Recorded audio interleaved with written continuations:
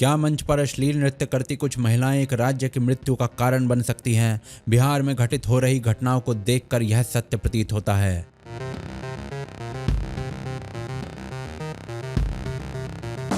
सांस्कृतिक कार्यक्रम का नाम देकर एक भीड़ के समक्ष महिलाओं को पूर्ण रूप से नग्न करके नचाए जाने का यह कार्यक्रम आर्केस्ट्रा कहलाता है। और यह अश्लील कार्यक्रम बिहार की सरकार और मुख्यमंत्री तक को अपनी चपेट में ले चुका है। यह स्थिति कोई सामान्य नहीं है।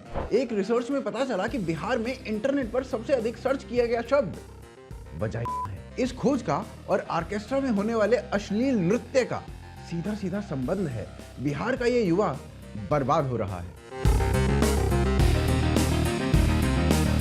कैसे बिहार में इस अश्लीलता का जन्म हुआ? कैसे इसने उस व्याधि का जन्म दिया जिसने संपूर्ण भोजपुरी इंडस्ट्री को अश्लील बना दिया? और कैसे यह अश्लील नाच आज उस राज्य की बर्बादी कर रहा है जहां बुद्ध को ज्ञान मिला था? जानेंगे आज द रेड फाइल्स के इस विस्फोटक प्रकरण में। हमारा समर्पण आकर्षक है तो चैनल को सब्सक्राइब कर लें।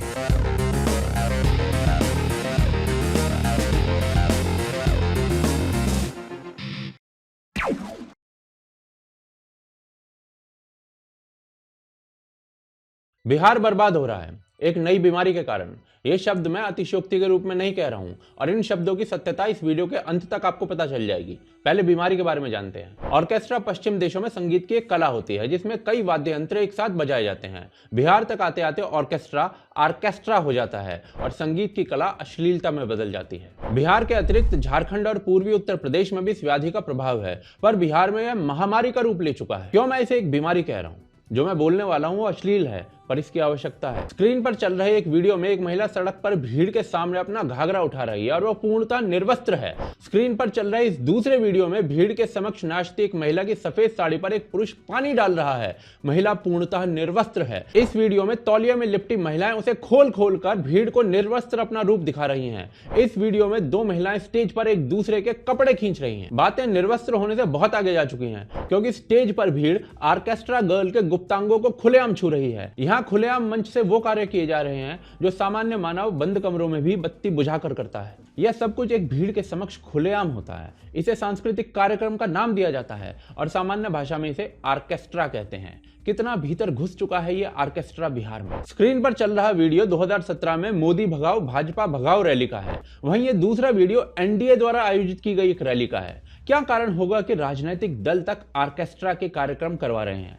क्योंकि लोग इसके आदी हो चुके हैं। पैसे के पश्चात आर्केस्ट्रा बिहार में सबसे अधिक भीड़ जुटाता है और राजनीतिक दल भीड़ के लिए ऐसा करते हैं। आपातकाल के मध्य बिहार में जेपी आंदोलन की रैलियों में आने वाली भीड़ भी गांधी मैदान को पूरा नहीं भर पाती थी, पर आर्केस्ट्रा के कार्यक्रम में वो भीड़ जुटा ली जाती है। पर केवल राजनीति में ही इसका प्रयोग नहीं है। बिहार में सरकार द्वारा इन्वेस्टर्स मीट के कार्यक्रम तक में ये कांड हो रहा है। लाल, हरे और काले रंग के कपड़ों में डांस कर रही इन लड़कियों को बिहार सरकार के बजट पर नाचने के लिए बाहर से स्पेशल बुलाया गया है। सरकार से इतर बिहार में होने वाले पशु मेले हों या खाकी वर्दी में पुलिस वाला, ये अश्लीलता नया नॉर्मल बन चुकी है। पर नया नॉर्मल बनने की बात प्रामाणिकता से तब कही जा सकती है जब ये अश्लीलता आपके धार्मिक और सांस्कृतिक आयोजनों तक पहुंच जाए। फिर चाहे सारण में सरस्वती विसर्जन हो या फिर पटना के कॉलेज में सरस्वती पूजा के मध्य हो, कटिहार में दुर्गा पूजा के मध्य लगाए गए ठुमके हों, आरा में छठ पूजा के मध्य हुआ डर्टी डांस हो या मोतिहारी में पूजा के मध्य अश्लील डांस और हिंसा हो। ये अश्लीलता बिहार में होने वाले धार्मिक और सांस्कृतिक कार्यक्रमों का अंग बन रही है। स्क्रीन पर चल रहे वीडियो में जो आयोजन हो रहा है वहां महालक्ष्मी पूजा समिति का बोर्ड आपको दिख रहा होगा और नीचे लिखा है सांस्कृतिक कार्यक्रम। सरल शब्दों में इसे बिहार की संस्कृति मानकर नया नॉर्मल बना दिया गया है। पर इस नए नॉर्मल का प्रभाव क्या हो रहा है? विकिपीडिया पर भारत की भिन्न भिन्न भाषाओं में क्या सर्च किया जाता है, इसका मूल्यांकन लाइव मिंट ने किया। इसमें पता चला कि पंजाबी विकिपीडिया पर सबसे अधिक गुरु ग्रंथ साहिब के बारे में सर्च करते हैं। महाराष्ट्र के लोग सबसे अधिक छत्रपति शिवाजी या अन्य ऐतिहासिक आदर्शों के बारे में सर्च करते हैं। तमिलनाडु, असम, उड़ीसा और कर्नाटक में लोग अपनी भाषा के बारे में अधिक सर्च करते हैं। पर जब भोजपुरी पेजेस के सर्च रिजल्ट्स देखे गए तो सबसे अधिक बार विजिट किया गया पेज था अंग्रेजी में वजह। इस रिसर्च में 7 महीने तक लोगों ने क्या सर्च किया है वो रिजल्ट देखे गए थे और बिहार में 7 महीने महिलाओं के गुप्तांग और संभोग के प्रयोग ही टॉप विजिटेड पेजेस में आते रहे। थोड़ा और मूल्यांकन करने पर पता चला कि 2017 से ही वजह टॉप सर्च में है और पेंडेमिक के पश्चात और बढ़ गया है। पटना के रेलवे स्टेशन पर उपलब्ध वाईफाई का प्रयोग पूरे भारत में सबसे अधिक है, पर अश्लील फिल्में देखने के लिए। कौन कर रहा है ये सब? बिहार के किशोर और युवा, क्या इसे आप विध्वंस मानते हैं या नहीं?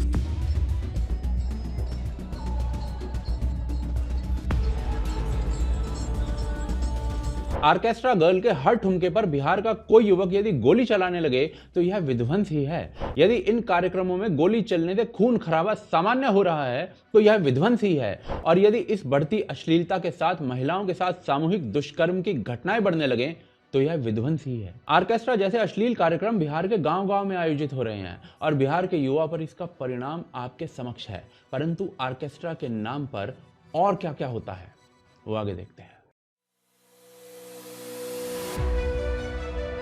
समाज के युवा का पतन समाज को घुटनों पर ला देता है, परंतु जिस सामाजिक व्याधि की हम बात कर रहे हैं वो केवल बिहार के युवा की बलि नहीं ले रही, वो समाज के हर अंग का भक्षण कर रही है, छोटी बच्चियों का भी। एक रिपोर्ट के अनुसार आर्केस्ट्रा आयोजक महाराष्ट्र, बंगाल, उत्तर प्रदेश, ओडिशा और नेपाल जैसे क्षेत्रों से कम आयु की माइनर बच्चियों को नौकरी का झांसा देकर बुलाते हैं। उनका शारीरिक शोषण होता है और उन्हें आर्केस्ट्रा गर्ल बनाकर नाचने पर विवश किया जाता है। दिल्ली और सारण पुलिस ने ऑर्केस्ट्रा संचालक के ठिकानों पर छापेमारी कर 9 नाबालिग लड़कियों को बरामद किया है। आर्केस्ट्रा के नाम पर ऐसी मानव तस्करी के समाचार भरे पड़े हैं, जहां नाबालिग लड़कियों का शोषण हुआ। और 16 सितंबर 2023 को एक सूचना वायरल हुई जब एक डरी हुई माइनर बच्ची को 2 लोग गन पॉइंट पर नचा रहे थे। बिहार में ऐसे 3500 ऑर्केस्ट्रा ग्रुप्स हैं। आर्केस्ट्रा के दौरान ये हथियार लहराया जा रहा है। केवल भीड़ के समक्ष नाचना इन महिलाओं के कार्य का अंग नहीं होता, इनमें से अनेकों को वेश्यावृत्ति में भी घुसाया जाता है और इसके लिए एक प्रक्रिया का पालन होता है। पहले प्रताड़ना देकर नाचने पर विवश करना और उसके पश्चात प्रतिदिन पीटते हुए, यौन हिंसा करते हुए वेश्यावृत्ति में लिप्त करना। यौन हिंसा और वेश्यावृत्ति से यदि आगे बढ़ें तो फर्स्ट फोर्स की एक रिपोर्ट के अनुसार पैसा कमाने के लिए इन महिलाओं को धर्म परिवर्तन और लव जिहाद जैसे कृत्यों में भी लिप्त करवाया जाता है ताकि इसे मुस्लिम खरीदारों को भी बेचा जा सके। पटल पर दिख रहे इस वीडियो में एक भीड़ के समक्ष सड़क पर एक पिंजरे में बंद इन महिलाओं को नचाकर इन्हें स्लेव प्रमाणित किया जा रहा है। यह स्वाधीन भारत में सार्वजनिक रूप से हो रहा है क्योंकि सामान्य व्यक्ति के लिए यह पिंजरे में बंद पंछी का नाच है और यह एक नया नॉर्मल है। 26 वर्ष की एक आर्केस्ट्रा गर्ल पूजा की कहानी सुनिए। पूजा का पति एक आर्केस्ट्रा ग्रुप का मालिक है जो पूजा को पैसों के लिए बेचता भी है और ऐसी 14 लड़कियां इसके पास हैं।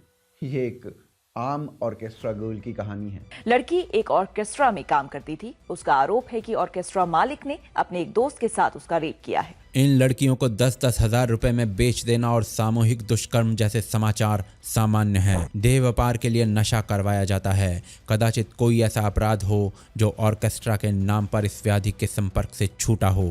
कैसे जकड़ा इस व्याधि ने बिहार को अपने चंगुल में, वो आगे देखते हैं। द्वितीय विश्व युद्ध में लगभग 5 करोड़ लोग मारे गए थे, परंतु इन घटनाओं का सृजन 28 जून 1914 को ऑस्ट्रिया में एक व्यक्ति की हत्या के साथ हुआ था। एक घटना दूसरी घटना को जन्म दे देती है। बिहार में आर्केस्ट्रा ने उससे भी घातक एक बीमारी को जन्म दिया हुआ है, जिसके बारे में जानने से पहले यह जानना आवश्यक है कि क्या आर्केस्ट्रा बिहार की संस्कृति का अंग है? जी नहीं। महिलाओं को एक भीड़ का पुरस्कार घोषित करते इस भोंडे प्रोग्राम का बिहार से कोई लेना देना नहीं है। तो फिर यह बिहार में एक महामारी के रूप में कैसे घुस गया? इसके लिए बिहार के गांवों में होने वाले विदेशिया, लौंडा नाच या दोगला, इन 3 कलाकृतियों को समझना होगा। विदेशिया गानों का प्रयोग करते हुए एक नाटक के रूप में किया जाता है। इसे आप किसी स्टेज शो से कंपेयर कर सकते हैं। पहली बार 1912 में किया गया था भिखारी ठाकुर के निर्देशन में और इसमें बिहार में विद्यमान गरीबी, पलायन और महिलाओं को दिखाया गया था। ये इतना लोकप्रिय हुआ था कि इस पर पुस्तकें लिखी गई, फिल्में बनी और भोजपुरी क्षेत्र में विदेशिया नाटक या अभिनय करने का एक तरीका बन गया।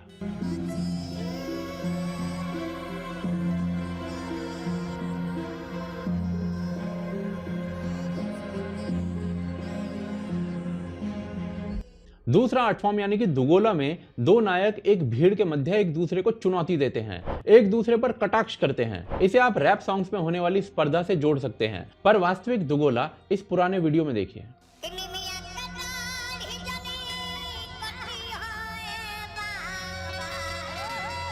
इसके अतिरिक्त तीसरी कलाकृति है लौंडा नाच, जिसमें कोई पुरुष महिला के रूप में पुरुषों की भीड़ के सामने नाचता है। यह 11वीं शताब्दी से इस क्षेत्र का अंग बताया जाता है, जिसे आधुनिक रूप भिखारी ठाकुर जी ने दिया और आज कुछ विकृत रूप में होता है।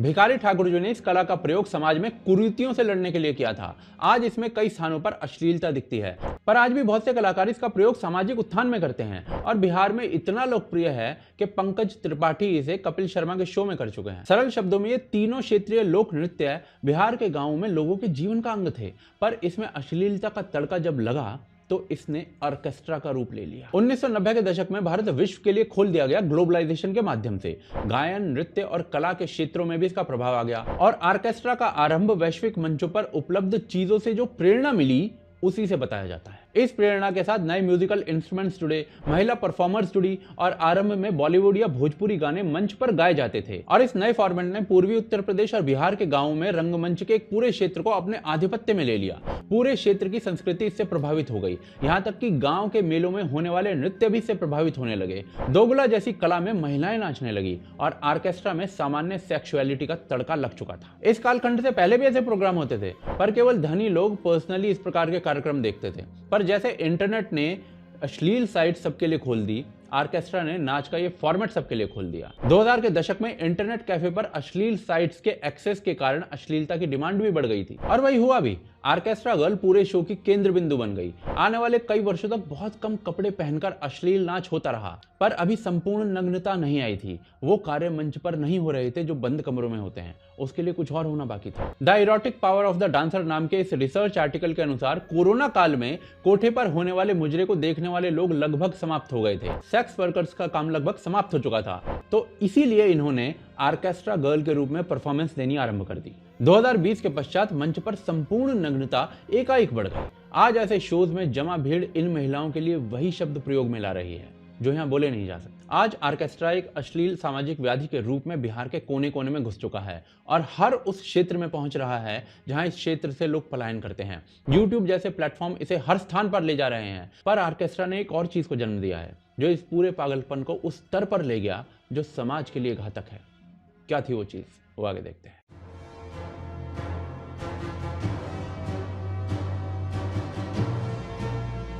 धंधे की मांग स्वयं ही आपूर्ति को जन्म दे देती है। इस धंधे की अश्लीलता ने भी एक नई अश्लीलता को जन्म देकर अपनी मांग की आपूर्ति की। ऑर्केस्ट्रा ग्रुप का मुख्य काम अश्लील नाच है जो अश्लील गानों पर होता है और इस अश्लील नाच ने अश्लील गानों की एक पूरी फैक्ट्री को जन्म दिया। 1963 में पहली भोजपुरी फिल्म रिलीज हुई। नाम था गंगा मैया तोहे प्यारी चढ़ी वो। ये एक पारिवारिक फिल्म थी और सुपरहिट भी रही थी। काफी वर्षों तक ऐसा ही चला, पर जिस समय बिहार में ऑर्केस्ट्रा ग्रुप्स का उदय हुआ, अचानक से भोजपुरी गानों में भी अश्लीलता आ गई और इसका श्रेय गुड्डू रंगीला को दिया जाता है जो 1999 से ये सब काम कर रहे थे। भोजपुरी के नाम सुनते ही आजकल लोगों के दिमाग में जो पहली चीज आती है वो है अश्लीलता, जबकि आना चाहिए छठ का गाना या फिर भिखारी ठाकुर के गाने। ऑटो ट्यूनिंग और वीडियो सीडी जैसे उत्पादों ने ऐसे गायकों की पूरी नस्ल उत्पन्न कर दी जो अश्लीलता के नाम पर गाने बेचने लगे। परंतु यह ट्रेंड घातक था क्योंकि इन गानों में जाति सूचक शब्द प्रयोग हुए। एक दूसरे को जाति को टारगेट करके ये गाना गाते हैं। कुछ पॉपुलर गाने का नाम मैं आपको यहाँ पे बताता हूँ। चोली भूमिहार रंगी है, पांडे जी का बेटा हूँ, चुम्मा चिपक के लेता हूँ, यादव जी के चौकी फलाफल। दूसरे क्षेत्रों को अभद्र बोल बोले गए। Remember, BJP's announcement drew immediate backlash by the Trinamool Congress on social media as the Bhojpuri singer is known for his songs with objectionable references to Bengali women. और अशोभनीय शब्दों के प्रयोग से महिलाएं वस्तु घोषित की गई। एक लाइन सुनाई दी कि लफुअन में लपड़ा करा देबू का, हाँ गोली या भाला चलवा देबू का। आगे के लाइन तो हमरा से बोलने नीचे जा। इनमें से हर एक चीज दंगे की स्थिति ला सकती है, पर फिर भी हो रही है। रात भर हिलाया है, फिर बुलाया है, पेप्सी पी के लागे सेक्सी, लहंगे में बाढ़, लहंगे में वाईफाई, तनिक जीन्स ढीली करो, ये गानों के लिरिक्स हैं और ये बिहार की महिलाओं के लिए घातक स्थिति उत्पन्न करते हैं। पर ये चीजें इतनी नॉर्मल कर दी गई हैं कि बिहार के सीएम स्वयं सदन तक में ऐसे शब्दों का प्रयोग कर देते हैं। पूरी चीज न है तो जो हम लोगों ने कहा कि अगर पढ़ लेगी लड़की और वो जब शादी होगा लड़का लड़की में, तो जो पुरुष है वो तो रोज रात में जो सदिया होता है उसके साथ करता है ना, तो उसी में और पैदा हो जाता है। और लड़की पढ़ लेती है तो हमको मालूम था कि वो करेगा ठीक है, लेकिन अंतिम में भीतर मत घुसाओ, उसको बाहर कर दो। आर्केस्ट्रा से उत्पन्न हुई अश्लीलता की मांग भोजपुरी गानों ने पूरी की, परंतु इससे जो कल्चर पैदा हुआ उसका प्रभाव बिहार को खा रहा है। बिहार कैसे बच सकता है इस व्याधि से, वो आगे देखते हैं।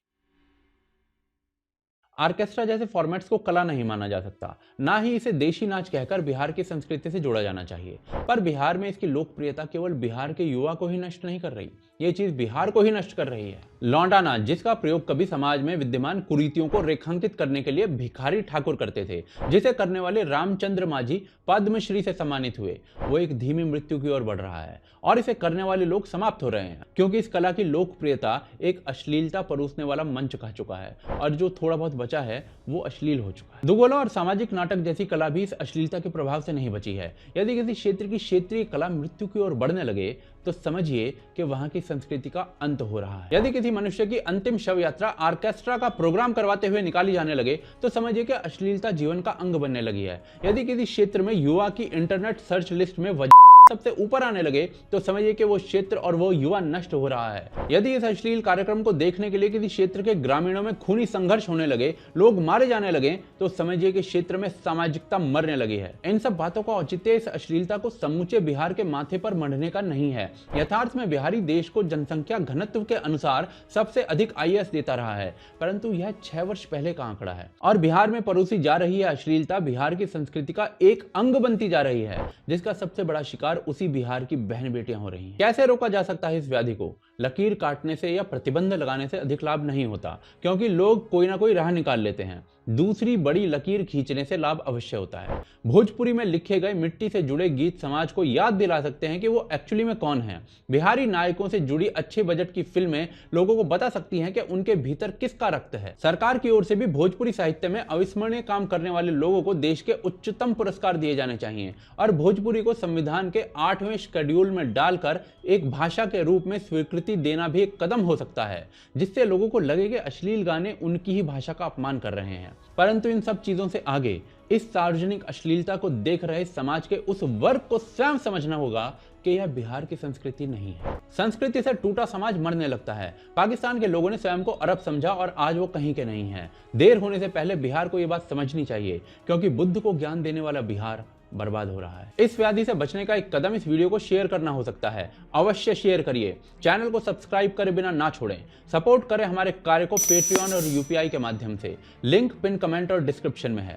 स्क्रीन पर दिख रहा है दूसरा रेड फाइल का एपिसोड, अवश्य देखें, जो आपको बताएगा कि अन्नमलाई भारत की अखंडता के लिए क्यों आवश्यक है। अगले सप्ताह पुनः मिलेंगे रेड फाइल्स के एक और विनाशक प्रकरण।